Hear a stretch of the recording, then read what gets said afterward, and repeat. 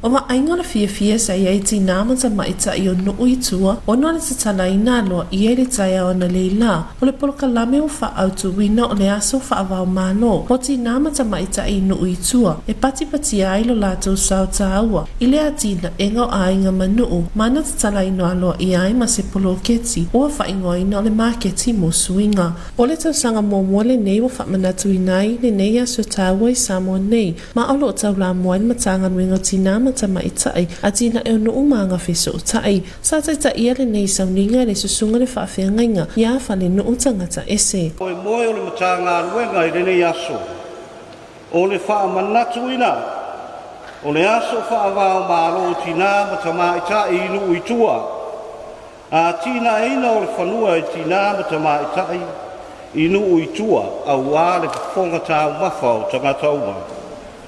Ma le tatala alua i anina, o nisi polo keti fuafuaina, a wāle manuia ngā i luma o tangata. Whawhetai le whionga minista, le pūlenga ma le matanga ruenga, ai mai se foi o le soani mai malo o whatasi, i le nei whaato whaala inga, a wāe atia e ai, a tunu uma o na tangata uma. O fuafuanga foi, o au mai ai le tātou tari atu, i le tele o whaafita auri o ngonga o angai mai, i le nei vai tau, a o whea ngai le lololangi ma whaingata. O fuafuanga ia e a fualava, ona o le tala le lei, i ai e sūkeriso. O tātou manatua i pea a tātou whaia ia ngā ruenga le lei, lo tātou tau tala atu pea, i le tala le lei ina ia vi ia ai le suafa o lo tātou ori whaola. Tina, e mawhai au na o whapea, o tau o ave whiau o le tala le lei. Le tala le lei wa whaai loa atu e le matanga aruenga ma le pūlenga. Le tala le lei wa o atu, o le au tau o e whatino, whaasoa atu ai fo i le tala le lei, i nuu i tua, i ona tangata uma, e na ia manuia. Mana tua tina, o loutou whaalanginga, o outou o le ola. E ola ai aiga, e ola ai nuu, e ola ai le atunuu, whaapea e kālesia. Sa sauno fo ile afionga le minista matanga luenga tina matamaita ia tina e no umanga wheso o tai inana saunoanga autu e whaamanino matatala alo iai le nei aso taua. Tangata uma. Wauwhi ai fuafuanga whalau loa le nei aso le tatala alo iai o marketi mo suinga. Ma ona polo kalama whaatino e o ngatusa ma le sini au tu o le nei aso. O le whamoe moe o le aso i a whamanatu i amala ia tina enga tina te maitai o nui tua. Ma le si tia leo o lato anga ba, i o lato sao i le tamau a ingo nuu mafio anga i tua. O le awha i loa i fo i ngā ruenga tā ua lo whaia i tinam te maitai o nui tua. I le tapena to anga lea o le atina enga ma le whaato aina o whanua. Ina ia mo aile fonga ta mafa o tangata uma. Ua onga tasi ai, nei whaatino ngā uma, ma sini au tu, ta yala au tu, ai meise o vaenga wha mua mua o le ta yala mole manuia o Samoa. Tau sanga wha tupe lua o lua tasi, lua o lua lima, lua ono. Ma o le sini au tu o le nei wha moe moe, ia wha aanga wa aina lana whanga. Whamau sarili loto i whale, ma whama ite le whaatu tupula ia o le tamau a inga. O le mautau awe ale mtanga luenga o tinam ta maitai, o loo i ana fuafuanga mo le atina e o awhio anga lua olu tasi anga i lua ono. Ia whamalo sia nuu mawhio anga i taimua i atina e mo le manuia lau tele. O le sini au tu, ia whaalelei atina e whapitoa, whamarosia te mawa ainga, matamu unga whaanga whasautai mō tātou nuu. Sa moni mawina fo'i e sui sa mawhai ona awa iatu nisi o whaafia ngatina matama itai o nuu filifilia o le polokalame sa whaatinoina. Le whanana i se konimolo Samoa Taulogologo. O le aso, le sa whaatinoina i se tasi o lango le tumalo sa nganga numera wha. I le tu tau whaato anga mawhai ngā whaiva e ala lei le lātou lua i sele selenga. Whaatasi ai ma le whaamanatu i no le ono sfuru tau sanga o le malo tuto atasi o Samoa. Se atoanga le nei o le whaamoe moe mai atapu tailo ki tiona.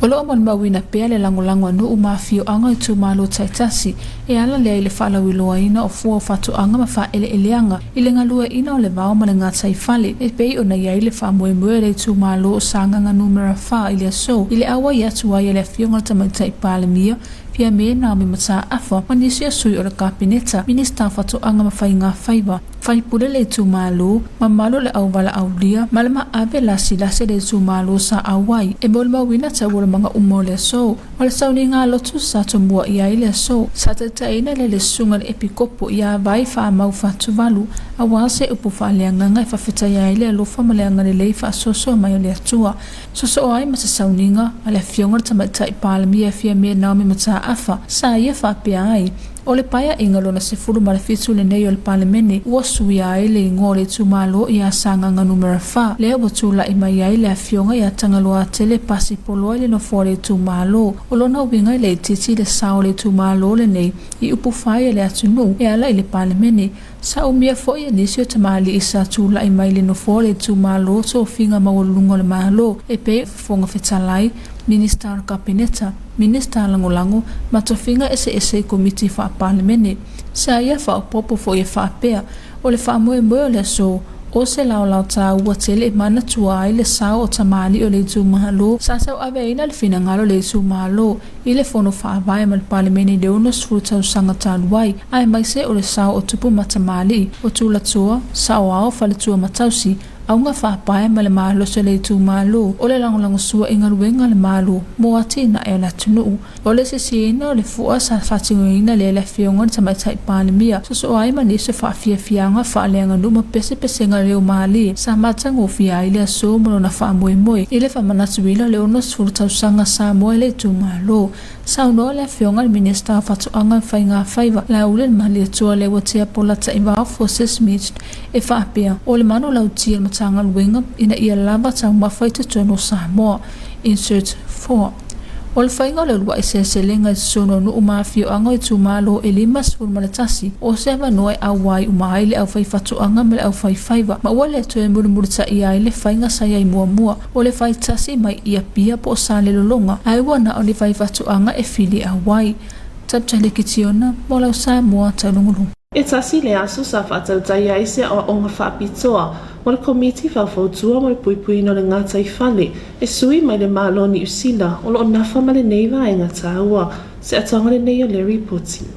Sa whatau taia sa o whaapitoa mo le tasi le aso e sui mai ni usila i la tawol o iai le tomai whaapitoa i awala i puipui ai le whaaleanga ina o ngā sami o no sua au masaa le nei o onga po whaalawi loa ta wala mai sui mai le malo ni usila o sala tau ngā luenga whaiwhai pia mo le Pasifika o le whaatino ina leo o onga ma polokalame whaawau e puipui ai ngā taifale ma o ngā sami o atu nuu o le Pasifika e pei ona iai Samoa nei. Le nau ta inga ina ia le ngata e whaasau ina mai le whaaleanga ina i le ea awea e masua o masaa mai waala o loa ma waatetele. Ai o nisi fo i waaenga i mawhai o na whaaleanga ina i le nāturo le fuafuanga. Ai meisia o ngā sami o lo whaamoemoe iai mea tau mafa le tele o atu nuu ai le ngata i lea. Le isi lea waaenga o lo whaalangolango tele iai i atu nuu. Mo le atina e ino le tamau ainga o le ngata i fale e ala i le whangotaina. Sa whaalia le awhionga i le pulesilon mata ngā luenga mātina e te tele a le mālo a whionga fui tupa i mausi manu. O ia fo le taita i fono le komiti faufautua mo le puipuina le ngā taifala i Samoa nei. Le tā ua le nei a onga whaiwhai pea. O lo ofo mai le mālo ni usila. Ono se tasi le nei o whaafita auli o lo mātawina pea. Le whaaleanga ina o le o ngā sami o no sua o masaa. Nisi o vaenga o lo o awhia i whaatino ngā tangata. O se awa no fo ia le anga lulua i le komiti o lo ngafa ma le puipuina o le ngā taifale whaonga ina i nisi o vaenga tāua o mawhaio na o oina i le o onga sa whaatautaia. Le whanana i se koni molau Samoa Taulogologo. Sa whaatautaia fo i se polo kalame na matanga luenga o puna o whaale nātura ma le si o manga. Le awhioanga ua whato mo awala i whetutu na iai, swing o le tau i le atu Pasifika. Se atonga le nei o le ripoti mai atapu tailo ki tiona.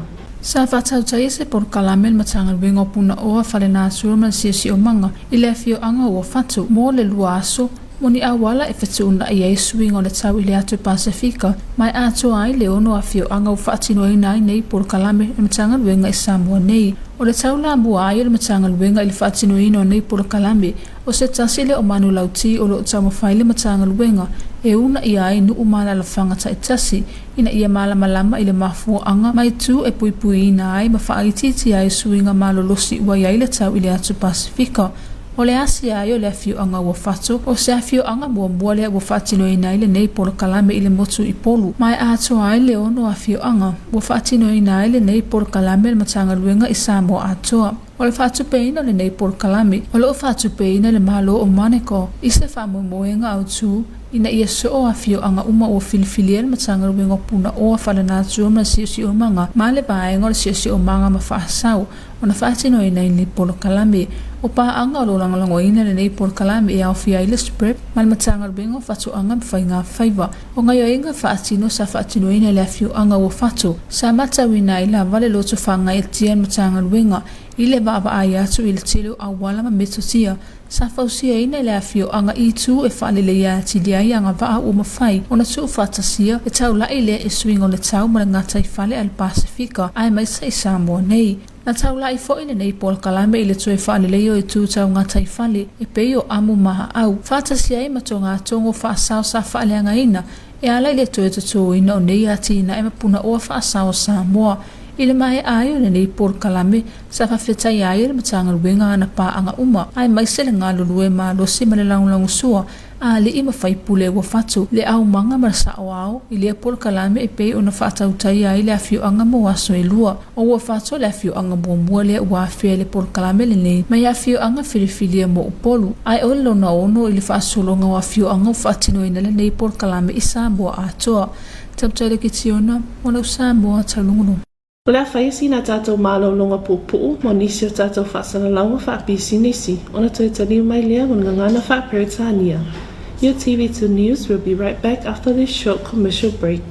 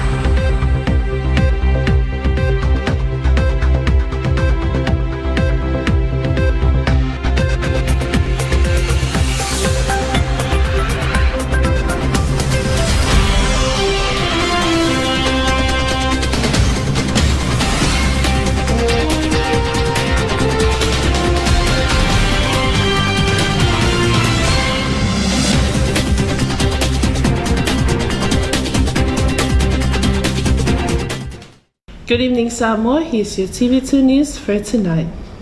This morning celebrated the International Day of Rural Women and Markets for Change, and it is the first time this special day celebrated in our country in the leadership of the Ministry of Women, Community and Social Development. Here's more on this report.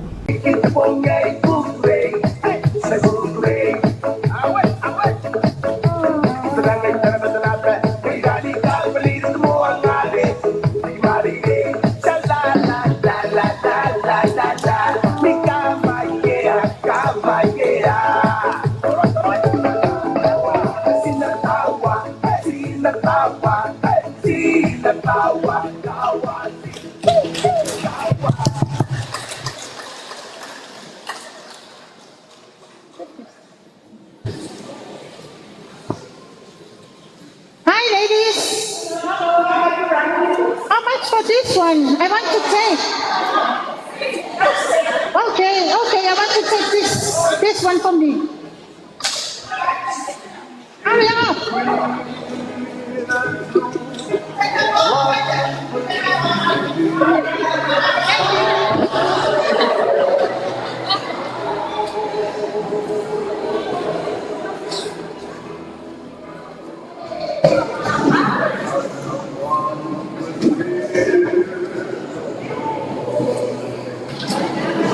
This is the happy scenery this morning from women in the rural area who gathered to celebrate this special day for them, to value the hard work that we hardly see and count, but it has a value and a contribution in our community. This is the first year this event celebrated in our country. The morning devotion was led by Reverend Falenu Utangata Ese, the Minister for the Ministry of Women, Community and Social Development, in his keynote address. Through the Ministry of Women, Community and Social Development and its partners, celebrating the International Day for Rural Women on the highlighted theme, Rural Women Cultivating Good for All.